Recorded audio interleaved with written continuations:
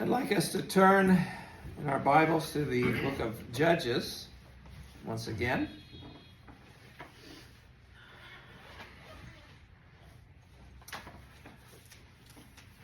As we look at lessons from the life of Samson, very interesting story.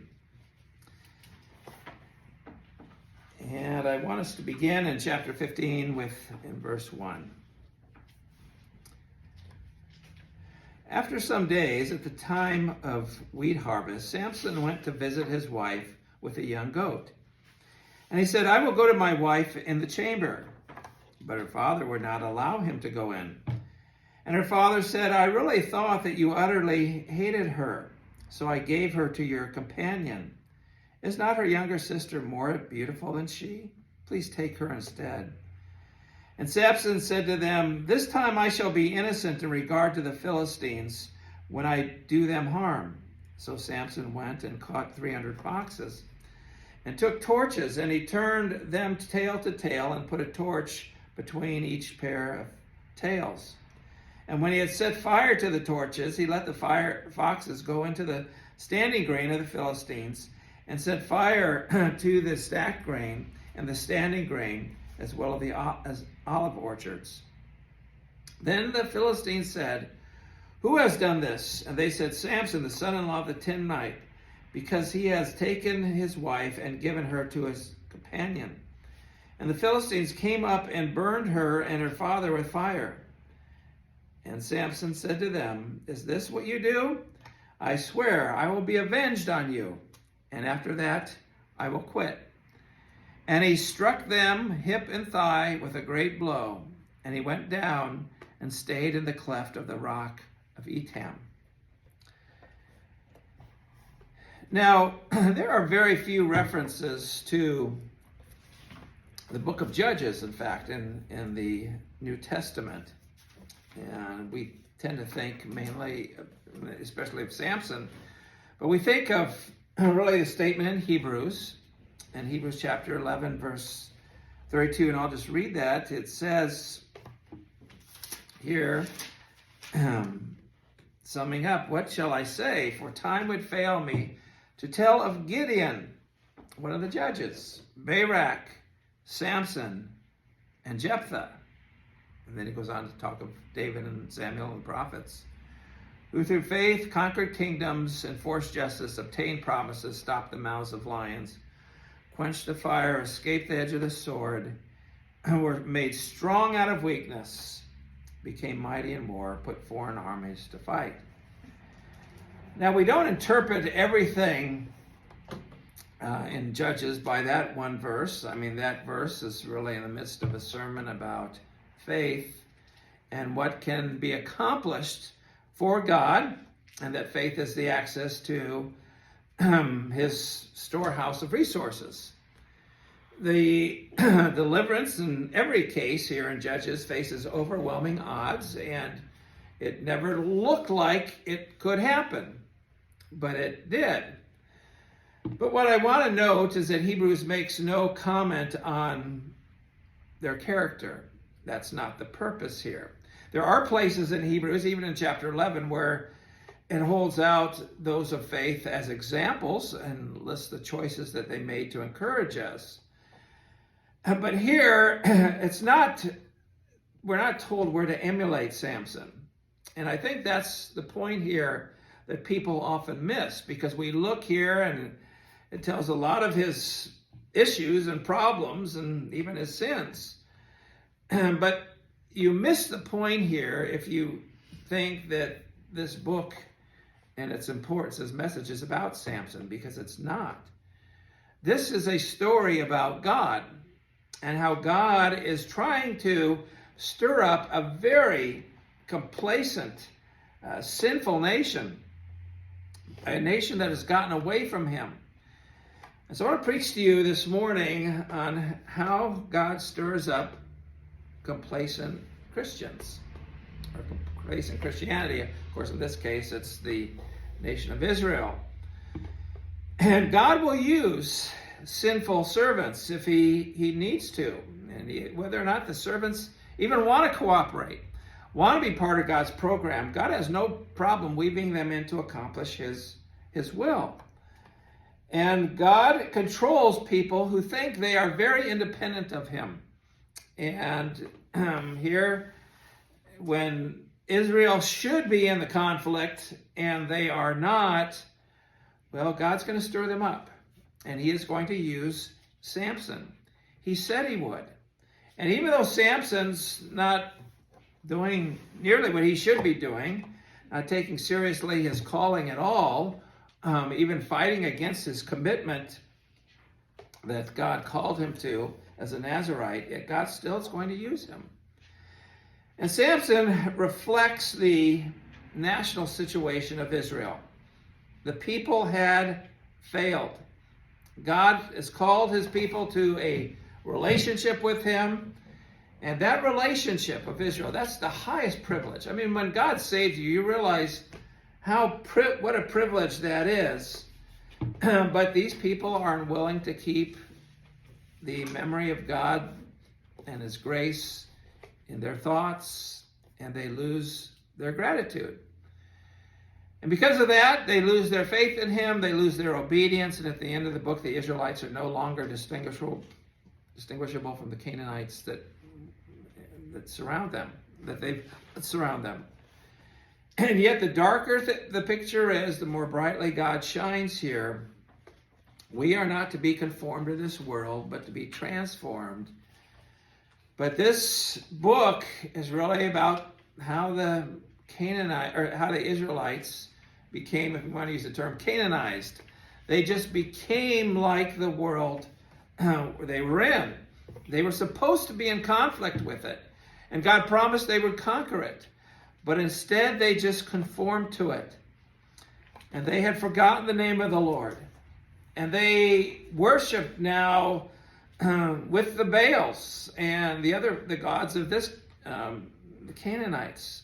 And their whole goal was, materialism. That God would bless their their sowing, their farming, and that's really what materialistic Christianity does. It turns it into a fertility of religion. You're just looking to God to bless what you do, and it leads to all kind of modifications in worship and bringing in really things that never should be brought. And there's the refusal to be separate from the world. So we come to Judges, and there's a nation in great tension here. I mean, can they turn back to God? They've turned away. Oh, they haven't forgotten his name. They still talk about him. They still use his name in worship, but they have really sold out to the Canaanites, and they stand under the judgment of God. And they've learned a lesson. You cannot peacefully coexist with the Canaanites, or in our case, with the world, because that always leads to failure. There has to be that conflict, that realization that we can't be friends. And yet this is what often even Christianity today is trying to portray, that the goal is coexistence with the world, when that's just totally impossible. Because the world's goal is that you be against God, that you be at enmity with God. Now you have a nation here that really has pretty much come to settle down with the fact that the Canaanites are in charge and the Philistines are ruling over us, and there's nothing we can do. And even though their situation is miserable, unlike other times in the book of Judges, these people are not crying out to God to deliver them. In fact, when God actually sends a deliverer here in Samson, these people are very angry with him because he's rocking the boat. And as we'll get to in chapter 15, verse 11, they'll come to Samson and say, "Don't you realize the Philistines are rulers over us?" Now, they're supposed to be ruling over them.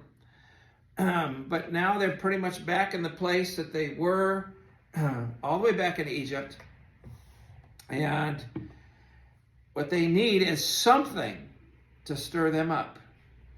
So God raises up a person like Samson. And he calls him, even told his parents before he was born, that he is going to be the one to start and bring about the deliverance from the Philistines. We saw that in chapter 13, even though the people are thinking, we don't need deliverance.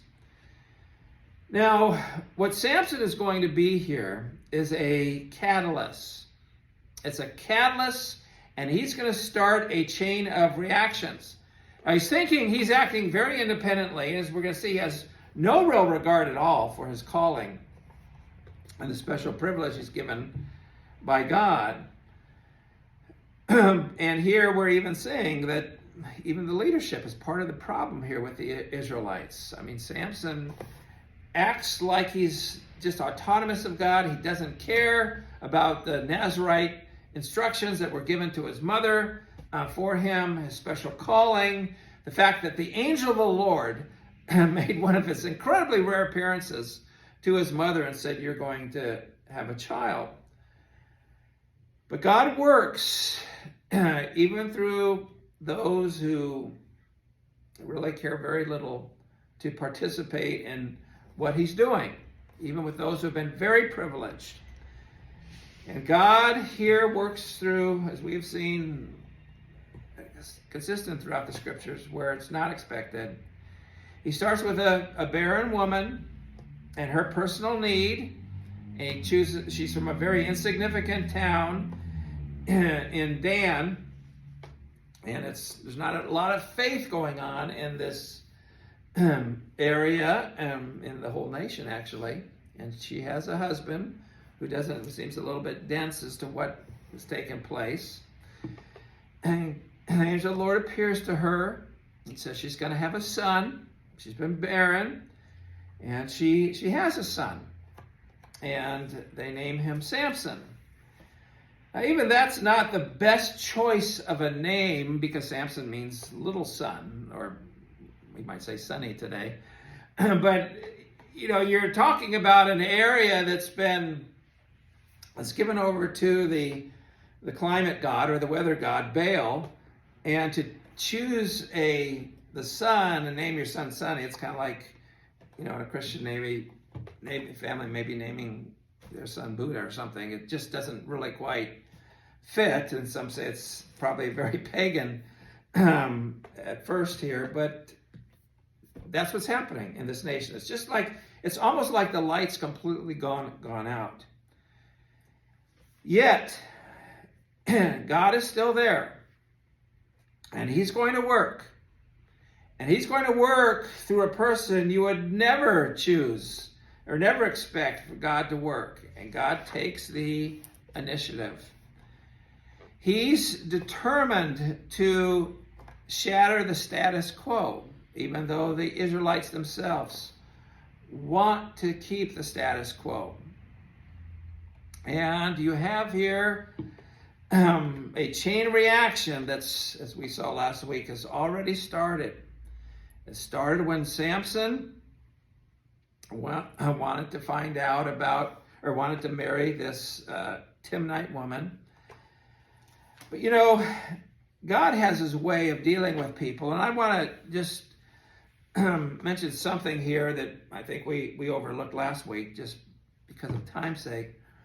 But God is seeking to help Samson. And the way God helps us, as the way he's helping Samson, is by giving us tests, what the Bible sometimes labels as trials. And if you turn to James chapter 1, verse 4,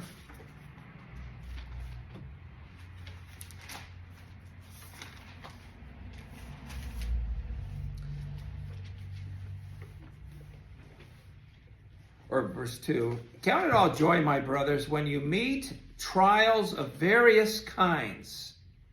Now, the word trials there can also be translated tests, can also be translated temptation.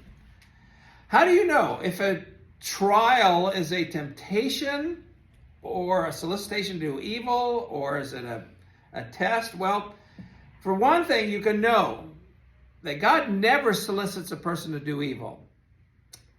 He says here, for you know that the testing of your faith produces steadfastness. What God does when he tests, all right, gives you a trial, his goal is to produce something. It's productive. And so we count it all joy that God is testing us, trying to produce something in us.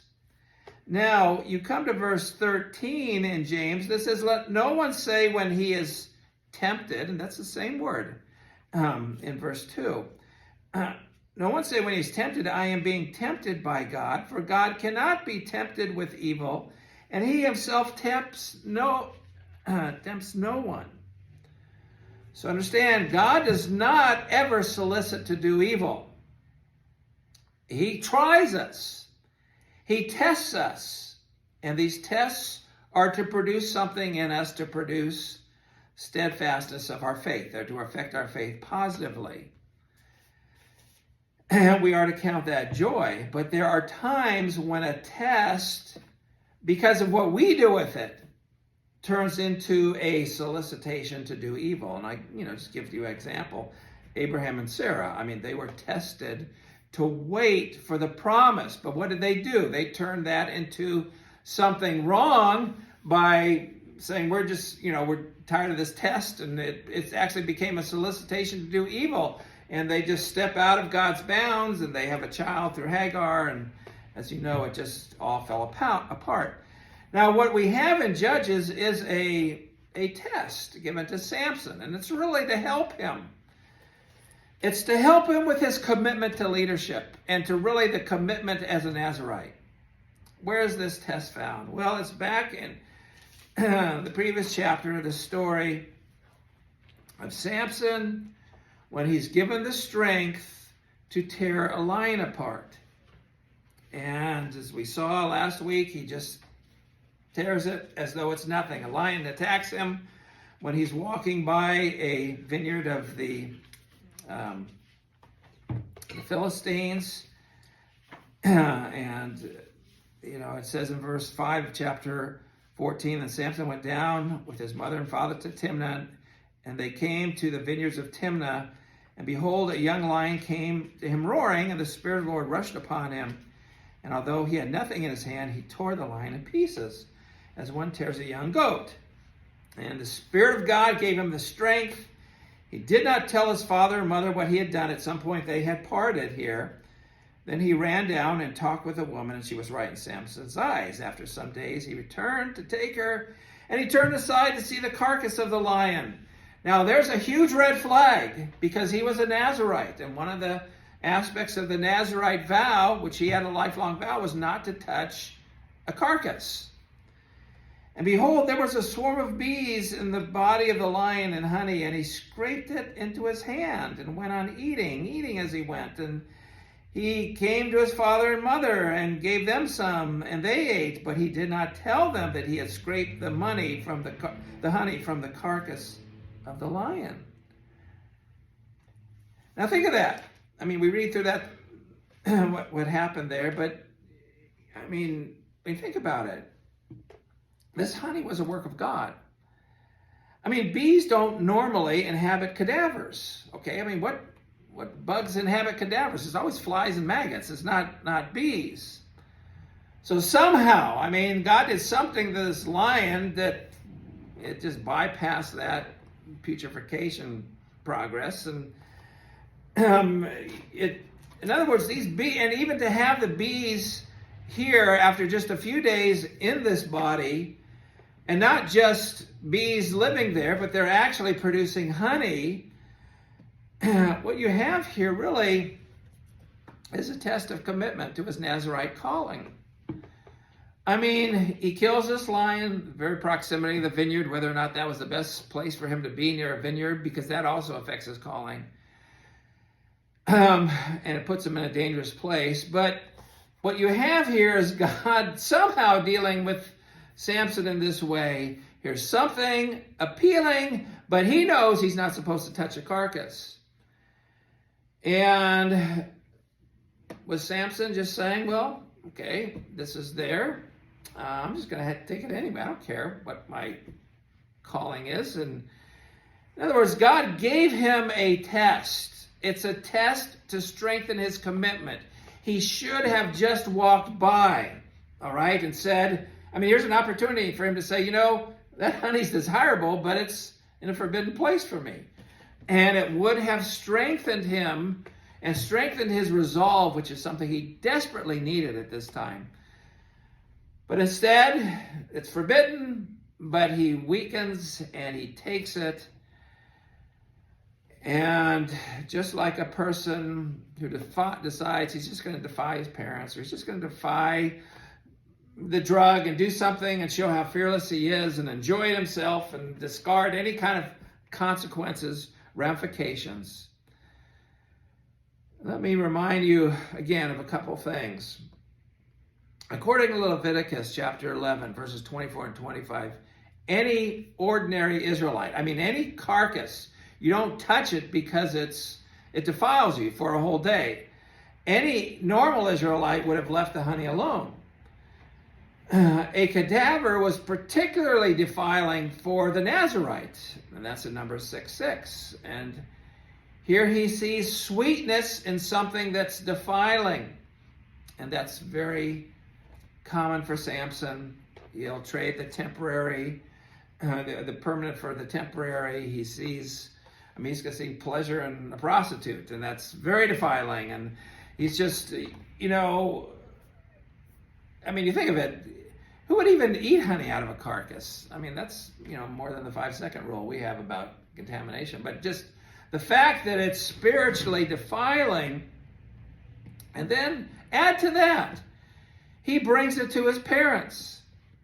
And he implicates his parents by this defilement. He offers them some, and they eat it. Now they're part of this, and they unknowingly violated Leviticus chapter 11. And he's just treading all over his commitment. He goes to a feast. The feast here, and again, it's in verse 10, his father went down to the woman, and his father did protest. We saw that back in chapter 14, verse 3. His father and mother said to him, is there not a woman among the daughters of your relatives, or among all these people, that you must take a wife from the uncircumcised Philistines? And as much as, yes, that's good, but, there are some things they could have added to that, really. The fact that they didn't say, and I know it's an argument from silence, but they didn't say, well, don't you realize Moses prohibits intermarriage with this and with the Philistines? And this is the whole problem in Judges chapter, as we saw at the very beginning of Judges, that they intermarried with them.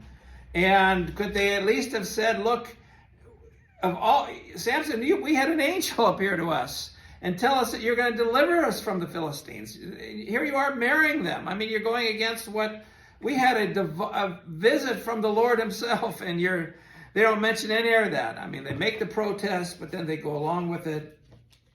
And all this is showing us here is just, what can God do with these people? What can he do with any of them? Samson doesn't care. In verse 10, when it says he goes to the feast, this is a special word for feast, which really speaks of a drinking party. So much for that commitment about nothing from the vineyard. He's drinking at the home of his bride's parents, and then what else does he do? Well, as we saw last week, he gives them a riddle. And what's his riddle about? Verse 14, out of the eater came something to eat, out of the strong came something sweet. It's a very kind of clever riddle as far as linguistically. It's 6 words, and they sound alike in the Hebrew, but what's he joking about? This is a riddle about his defilement, okay? Here he is, he's done wrong, he's even involved his parents in the wrong, and what's he doing? Well, he's making a joke about it. I mean, he's using a riddle to kind of ridicule what he did. Christians who make jokes about their upbringing or about their violating their parents' rules, or that you can get a popularity by mocking Christianity and mocking other Christians' commitment, mocking Christian parenting. I mean, people do it all the time. You have disgruntled students from Christian schools mocking rules. You have people leave churches, Christian churches. They're trying to do the right, and not that any of those by any means are perfect. But you have here the kind of person in Samson, and he's mocking, he's ridiculing about what or making a joke here, a riddle with his lack of commitment. And the irony is that he's mocking the very means of protection. I mean, the laws about keeping away from a carcass, and his Nazirite vow about not keeping away from the grape, and then as well his calling to do battle with the Philistines, not to marry them. What if he had taken those seriously? I mean, he's making fun of them, but these are the very restrictions that would have kept him from all this mess he did with his life. He would have ended up blind or bound or mocked in the end if he had just done what God had said and kept these rules that God had placed for him. He wouldn't be bound by lust for the Philistine woman. It would have kept him out of trouble. He would have kept his eyesight. But here's a man with no respect for the privilege he's had, the calling he's had, no respect for his parents, no regard for the fact that an angel of the Lord came to his mother and said, "You're going to have a son." He's compromising, he's flippant, and all this is a picture of the nation of Israel that was so privileged, set apart, called, gifted, but fraternizing with the enemy, seeking to live among them. The focus isn't upon Samson. It's the fact that God can work in a situation like this. And how is he going to work? Well, God is going to use this as a catalyst. Use Samson.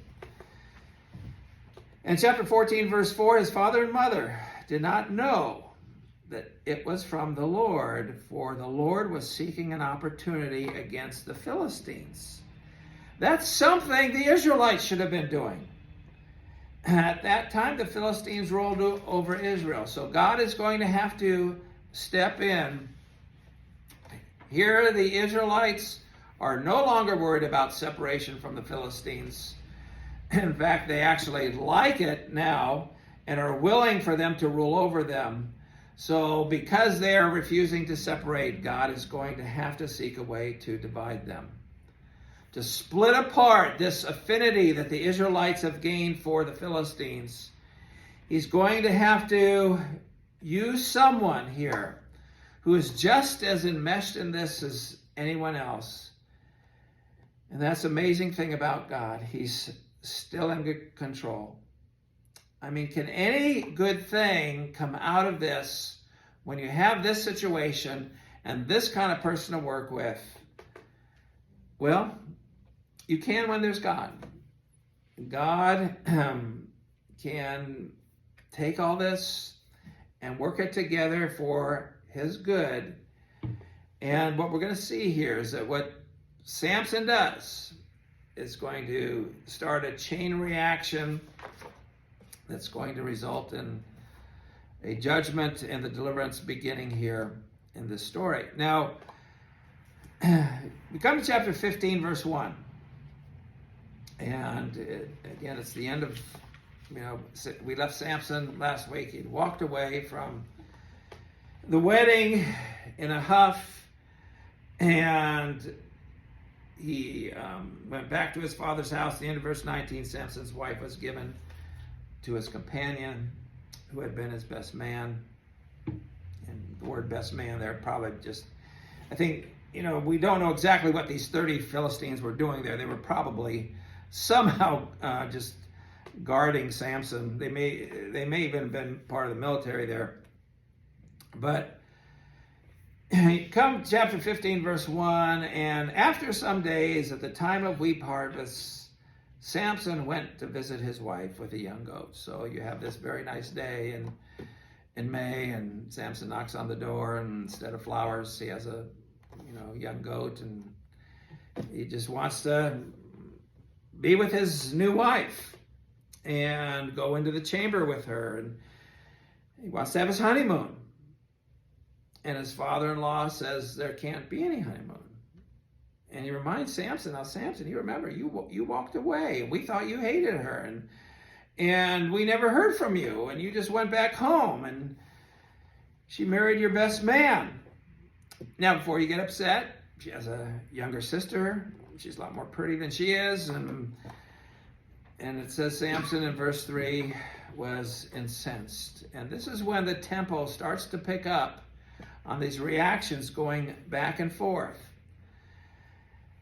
Samson says in verse 3, I'm going to be innocent now. I mean, before maybe I wasn't thinking right about, killing those 30 Philistines and creating that. But now I have a reason to, okay? Now I have a reason to be angry.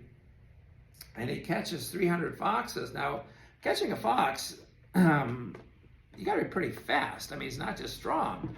But you think of the fox hunts they do in England. I mean, those rascals can go fast. So he's catching 300 of them, tying their tails together, lighting them on fire, and the fact that they're in pairs like this rather than 300 separate, foxes going their way, they're going to zigzag. I mean, they're pulling against each other, and going through, as you note in verse 1, the time of wheat harvest, and that's the reason that wheat harvest is mentioned for the time.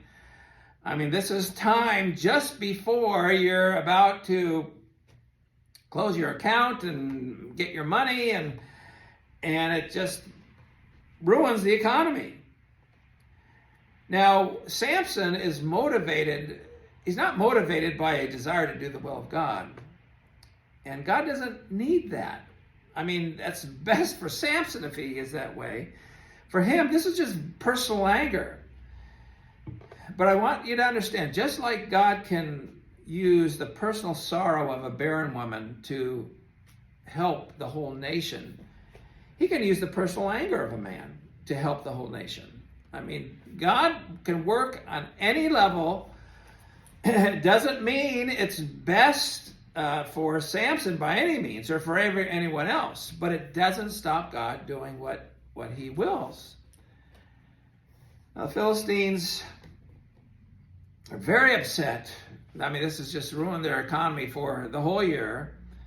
They need someone to blame, and so they come to learn it's this Philistine who gave his daughter to Samson's friend, and that made Samson angry. But Samson's always going to get angry. I mean, he's just the kind of person who just walks on eggshells, or you have to walk on eggshells around him. It's just the way he is. But the Philistines need a scapegoat, and so what do? They deal with his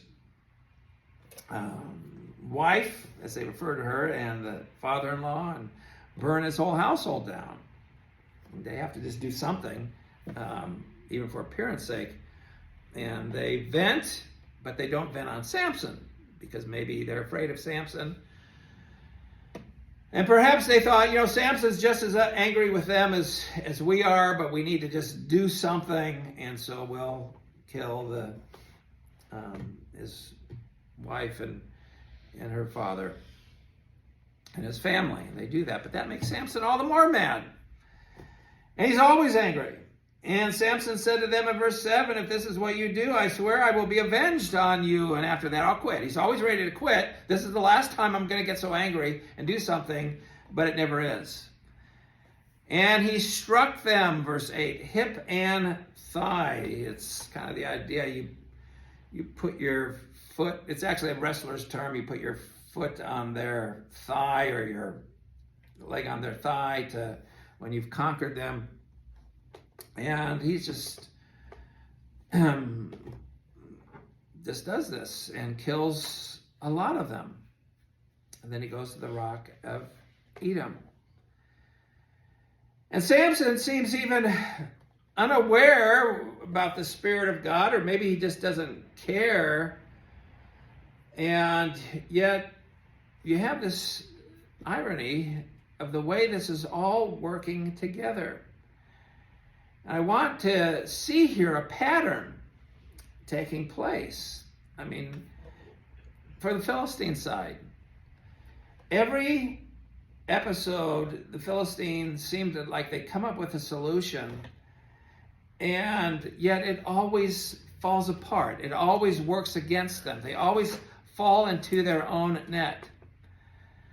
I mean, you have this solution failure pattern. Okay, we'll deal with God trying to free them up from us and free the Israelites. And it always makes things worse. All right? The riddle comes up. And what do? Well, we'll fix this. We'll just threaten the wife and get the answer from her. And what does that do? Well, there's a slaughter at Ashkelon. 30 fellow Philistines are dead now. And now this ruined marriage, even father says, I'll just give the girl to the best man and that'll solve it. And what does that do? Well, it doesn't help anything. I mean, you have the flaming foxes there and the grain gone. You have the solution, well, let's burn up the Timnite woman and her father, and maybe that'll placate Samson. It'll just allow us to vent, and it makes things worse. There's this great slaughter, and as we'll see, people are always coming up with these solutions, and they're making it worse. Even when they come up with a solution to cut his hair, it's still not going to work. You have this success-disaster pattern. It's the foolishness. And it's so foolish because you're fighting against God. And yes, they're not going to get it. I mean, Samson's going to, use a donkey's jaw to take care of many of them. But every move the Philistines make, there's temporary success, but then it proves to be disastrous because they're fighting against God. And that's the picture here we want to leave with. God is still in control. And it's almost humorous to see what they're doing here and the solutions they come up with. Just like we see in our world, just like we see in America. The solutions the wicked come up with, and then it ends up just falling back on them. If you go to Psalm 2,